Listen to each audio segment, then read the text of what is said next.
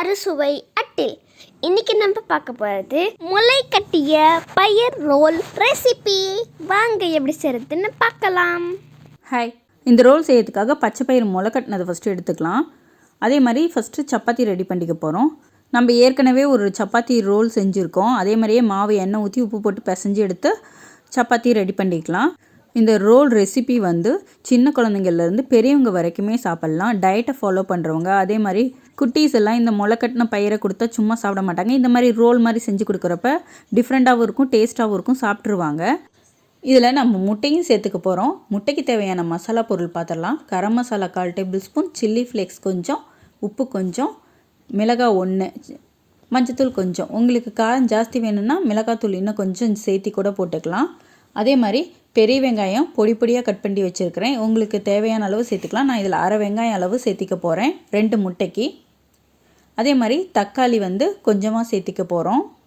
இதில் உங்களுக்கு பிடிக்குன்னா கொத்தமல்லி, கருவேப்பிலை இந்த மாதிரி கூட சேர்த்துக்கலாம். நான் இன்றைக்கி வெறும் வெங்காயம் தக்காளி மட்டும் இதில் சேர்த்துக்க போகிறேன். இதை போட்டுட்டு ஃபஸ்ட்டு நம்ம இதை நல்லா கலக்கி விட்டுக்கணும். ஏன்னா முட்டையை போட்டு கலக்கினோம்னா அந்த மிளகாத்தூள் வந்து ஆனியன் தக்காளி இதோட மிக்ஸ் ஆகாது, தனியாக நின்றும். இதனால் ஃபஸ்ட்டு வெங்காயம் தக்காளி பொடியெல்லாம் மிக்ஸ் பண்ணிவிட்டு அப்புறமே முட்டையை உடச்சி ஊற்றிக்கோங்க. இப்போ நம்ம கலக்கிறப்ப மிளகாத்தூள் வந்து நல்லா முட்டையோட மிக்ஸ் ஆகி வரும். இதை நல்லா அடித்து எடுத்துக்கணும். நல்லா கலக்கி எடுத்தோம்னா தான் நம்மளுக்கு நல்லா பஃப்னு வரும். அப்போ தான் டேஸ்ட்டும் நல்லாயிருக்கும். எவ்வளோக்கு எவ்வளோ நல்லா அடிக்கிறோமோ அந்தளவுக்கு அது நல்லா உப்பி வரும். இப்போ வந்து இதையும் நம்ம ரெடி பண்ணிட்டோம். இப்போ நம்ம ஃபஸ்ட்டு எடுத்தோடனே ஆம்லேட் மாதிரி போட்டு எடுத்துக்கலாம். இதை கடாயை வச்சுட்டு ஆயில் ஊற்றிக்கலாம். ஆயில் ஊற்றிட்டு இதை நல்லா அடித்து இதை ஊற்றிக்கலாம். ஊற்றி இதுக்கு மேலே நம்ம லைட்டாக பெப்பர் சேர்த்துக்க போகிறோம். பெப்பர் சேர்த்துறப்ப இன்னும் கொஞ்சம் காரமும் நல்லாயிருக்கும், டேஸ்ட்டும் நல்லாயிருக்கும். அதனால் பெப்பரும் கொஞ்சம் சேர்த்திக்கலாம்.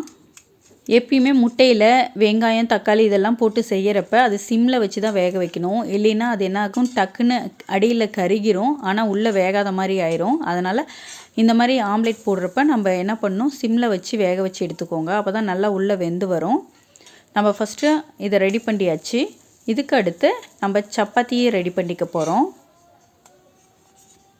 இப்போ சப்பாத்தி போட்டு எடுத்துக்கலாம். இப்போ ஆம்லேட் ஃபஸ்ட் ரெடி ஆகிடுச்சு. இன்றைக்கி நான் சப்பாத்தி வந்து கோதுமையில் செஞ்சுருக்கேன். நீங்கள் மைதாலையும் இதே மாதிரியே ட்ரை பண்ணலாம், அதுவுமே நல்லாவே இருக்கும். சப்பாத்தி எப்பயுமே சுடுறப்ப லோ ஃப்ளேமில் வச்சு சுடக்கூடாது. அப்படி சுட்டோம்னா அது இறுகின மாதிரி ஆகிடும். நல்லா சாஃப்டாக வரணுன்னா நீங்கள் ஹை ஃப்ளேமில் வச்சு சுட்டால் தான் நல்லா சாஃப்டாக வரும். 2 பக்கமும் திருப்பி போட்டுட்டு அதுக்கப்புறமே லைட்டாக எண்ணெய் தடவுறப்ப நல்லா அது உப்பி நல்லா சாஃப்டாக இருக்கும். நம்மளுக்கு இப்போ சப்பாத்தி ரெடி ஆகிடுச்சு. இப்போ நம்ம லாஸ்ட்டாக முளைக்கட்டின பயிரை வந்து எடுத்துக்க போகிறோம்.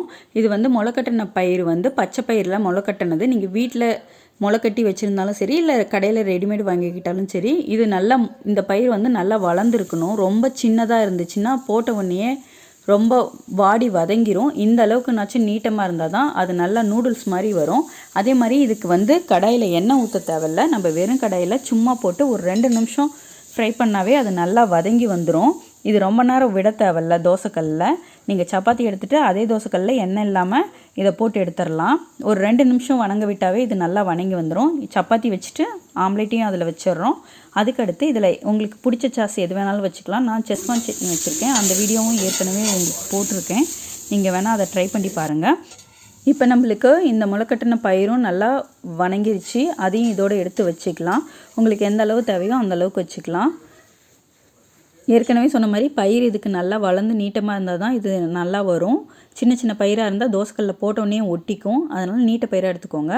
இதுக்கடுத்து மேலே கார்னிஷிங்காக பெரிய வெங்காயம் கொஞ்சம், தக்காளி 2 வேணும்னா உங்களுக்கு இதிலையே குக்கும்பர் கூட வச்சுக்கலாம். டேஸ்ட் நல்லா தான் இருக்கும். இதில் வந்து மிளகு லைட்டாக போட்டுடலாம். ஏன்னா நம்ம வந்து அந்த முளைக்கட்டின பயிரில் எதுவுமே போடலை. அதனால் மேலே மிளகு மட்டும் லைட்டாக தூவி விட்டுக்கலாம். நம்மளுக்கு இப்போ பாருங்கள், சூப்பரான ஹெல்த்தியான ரோல் ரெடி ஆகிடுச்சு.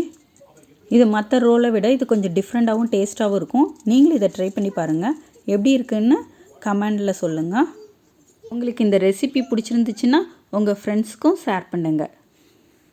தேங்க்ஸ் ஃபார் வாட்சிங். Thanks for your support.